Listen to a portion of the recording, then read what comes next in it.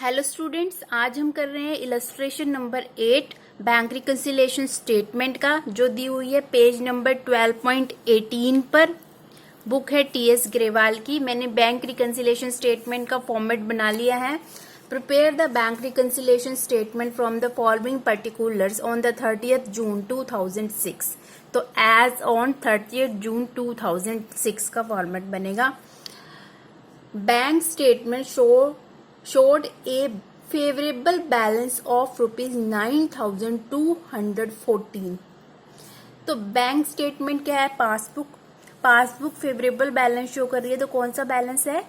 Credit balance है। तो credit balance as per passbook 9,214। Favourable balance को क्रेडिट बैलेंस भी बोला जाता है। जब हमारी बैंक रिकन्सिलिएशन स्टेटमेंट को बनाने का basis credit balance as per passbook होता है, तो हमें कैश बुक के अकॉर्डिंग चलना होता है। हमें कैश बुक के अकॉर्डिंग इसलिए चलना होता है, हमें उसमें ये देखना है कि बिजनेस ऑर्गेनाइजेशन से रिलेटेड कितनी इनकम जो है कैश बुक में रिसीव हुई है, कितने क्या क्या चेंजेस हुए हैं, क्या क्या डिफरेंसेस आए हैं, और बिजनेस ऑर्गेनाइजेशन से रिलेटेड कितने एक्सपेंसेस की पेमेंट जो है कैश बुक के थ्रू हुई है, ताकि हमें पता चल सके टोटल पैसा कितना है बिजनेस ऑर्गेनाइजेशन में स्टैंड करता है, या फिर कितना जो है पैसा जो है बैंक को बिजनेस ऑर्गेनाइजेशन को पे करने हैं।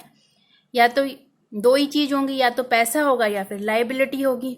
ठीक है, तो हम पासबुक को अगर बेसिस लेके credit balance as per passbook को बेसिस लेके चलते हैं, तो हमारा आंसर जो आता है वो आएगा debit balance as per cash book. उसका क्या मतलब है कि इतना पैसा जो है बिजनेस ऑर्गेनाइजेशन के पास है। और जो ये लिखा हुआ है credit balance as per passbook, इसका मतलब ये है कि इतना पैसा बिजनेस ऑर्गेनाइजेशन का बैंक में स्टैंड करता है। ये बैंक बैलेंस है। अब हमें चलना है कैश बुक के अकॉर्डिंग। पहले दिया हुआ है on 20th June 2006 bank credit a sum of rupees 1,06,650 in error. Bank ने गलती से 1650 रुपए के अमाउंट को क्रेडिट कर दिया, पर हमें किसके अकॉर्डिंग चलना है?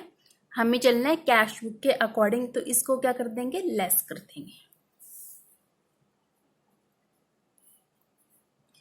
अमाउंट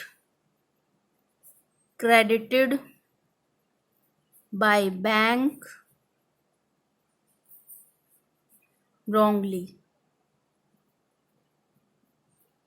कितना आ जाएगा? 1650। नेक्स्ट देखिए, certain cheque valued at 4,500 issued before the 29th June 2006 were not cleared। अब स्टेटमेंट कब की बन रही है? 30 जून 2006 की बन रही है। ठीक है, बिजनेस ऑर्गेनाइजेशन ने क्रेडिटर्स को 4,500 के चेक इशू कर दिए। ठीक है, और क्या किया? कैश बुक के क्रेडिट साइड पे, पेमेंट साइड पे उन चेक्स को क्या करा? उन चेक्स को क्रेडिट कर दिया। पर बैंक ने जो है चेक क्लियर किए नहीं है, पर हमें कैश बुक के अकॉर्डिंग चलना है, तो हम इसे क्या करेंगे? लेस कर देंगे।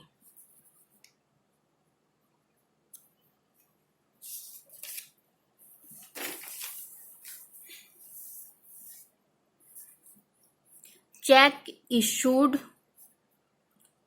but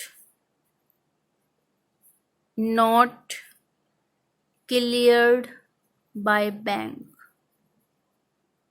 4,500। नेक्स्ट देखिए, hire purchase payment. Hire purchase payment क्या होती है? ये एक तरह का लोन होता है। मशीनरी परचेज की आपने, कोई एसेट परचेज की इंस्टॉलमेंट बेसिस पे, तो हायर परचेज मेथड से की जाती है, उसकी इंस्टॉलमेंट की पेमेंट होती है।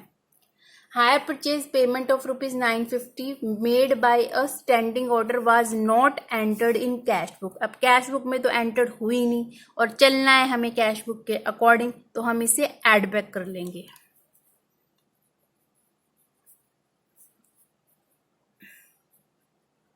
Payment of hire purchase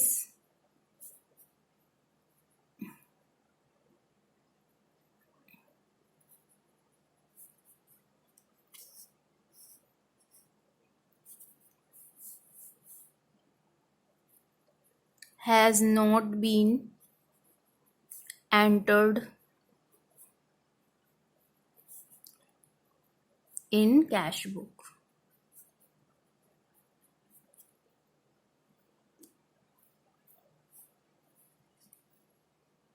$950। आगे नेक्स्ट देखिए, a cheque of ₹600 received deposited credited by bank. एक चेक कस्टमर से 600 का रिसीव हुआ, ठीक है, और बिजनेस ऑर्गेनाइजेशन ने क्या किया, उस चेक को कैश बुक में बैंक कॉलम की जगह कैश कॉलम में रिसीट साइड पे उसे डेबिट कर दिया, ठीक है, और बैंक में चेक क्रेडिट हो गया। तो अब हमें किसके अकॉर्डिंग चलना है, कैश बुक के अकॉर्डिंग चलना है, तो हम इसे लेस कर देंगे।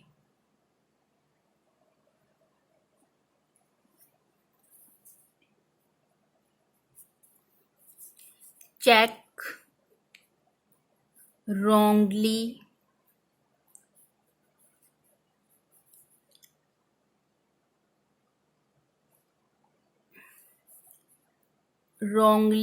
debited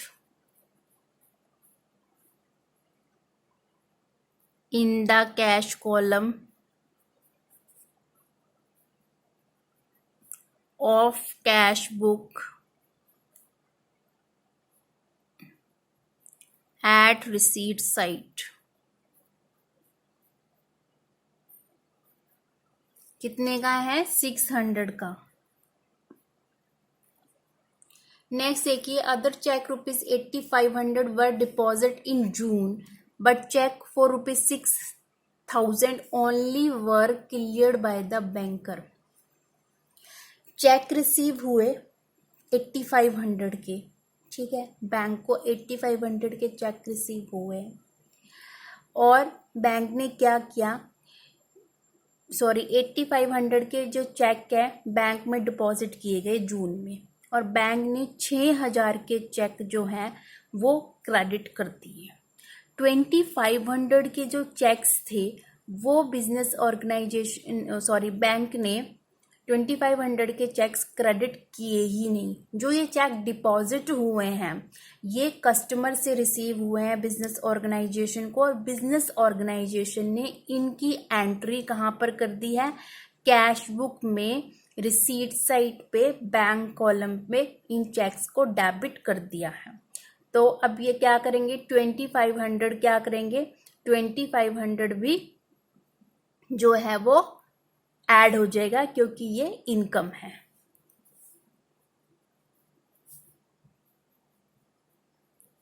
check deposited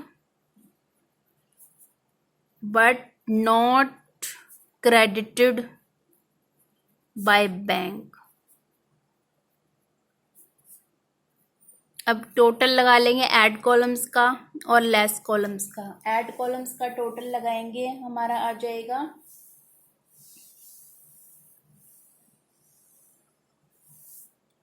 3450। इसका टोटल लगा देंगे, ये आ जाएगा 12664। और अब इसका टोटल हम लगाएंगे, ये आएगा हमारा 6750। इसमें से इसको डिडक्ट कर देंगे तो आंसर आ जाएगा हमारा 5914। आप चेक कर सकते हैं। अब इसमें जो credit balance as per passbook था, हमें किसके अकॉर्डिंग चलना था, इसमें credit balance as per passbook bank reconciliation statement का बेसिस है, तो हमें कैश बुक के अकॉर्डिंग चलना था, क्योंकि कैश बुक में जो भी चेंजेस हुए हैं, जो इनकम रिसीव हुए उसे ऐड करना है, जो एक्सपेंसेस पे हुए हैं उन्हें लेस करना है, ताकि हमें उस अमाउंट की पता चल सके कि बिजनेस ऑर्गेनाइजेशन के पास कितना पैसा स्टैंड करता है।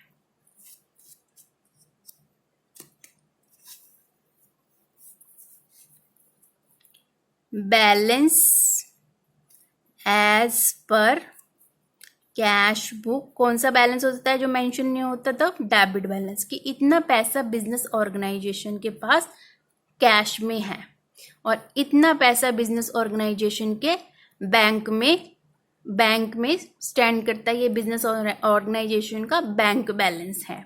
और दूसरा रीज़न मैं बता दूं, पासबुक की जो क्रेडिट साइड की एंट्री होती है वो हमेशा टैली करती हैं कैश बुक की डेबिट साइड की एंट्री से, और पासबुक की डेबिट साइड की एंट्री होती है वो हमेशा टैली करते हैं कैश बुक की क्रेडिट साइड की एंट्री से। आई होप आज की इलस्ट्रेशन आपको समझ में आई होगी।